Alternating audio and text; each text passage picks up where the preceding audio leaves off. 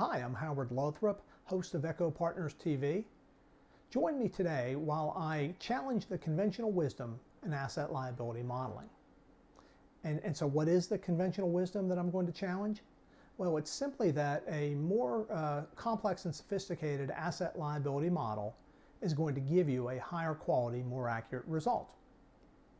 I mean, the idea sounds appealing on the surface. If you have a more refined view, if you have a higher, more powerful engine, you should get a better result.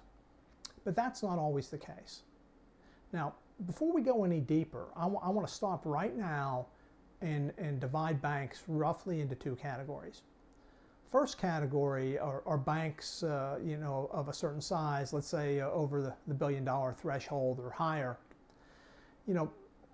These banks really probably need a more complex model, a model that's more sophisticated to handle some of the situations that they're going to find themselves in that you or I might not.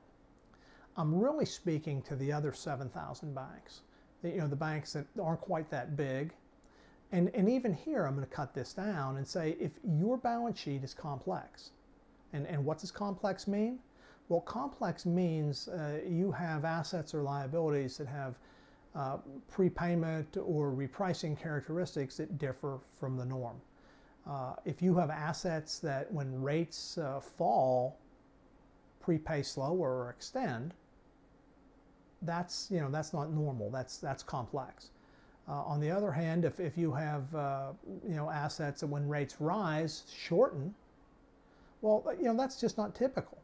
That's a complex balance sheet, and if you've got that, or if you're just loaded up in options, this might not be for you either. But again, for the great overwhelming majority of banks, community banks in particular, the secret here is that a complex and more sophisticated model is not going to deliver better results. It's going to deliver more stress and strain on your staff as they work to try to keep up with the demands for ever-increasing quantity and quality of assumptions. It's going to demand more time, more resources, and it's going to be more expensive. And we're all in a cost-cutting mode today.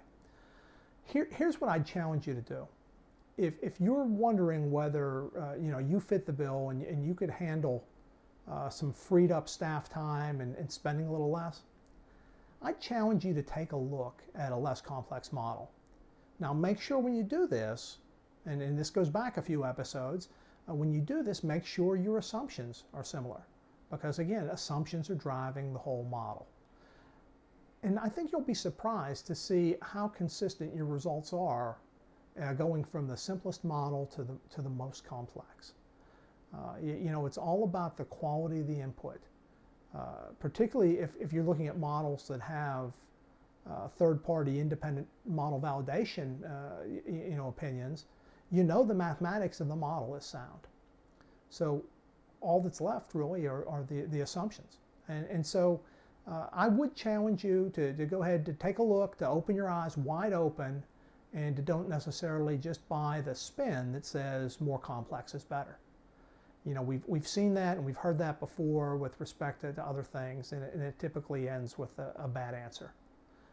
Let me know if you'd like to see a sample. I'd be glad to send you a complimentary asset liability report on your bank, and I'd be glad to work with you to examine anybody else's model as well. Thanks very much, and we'll see you on the next episode.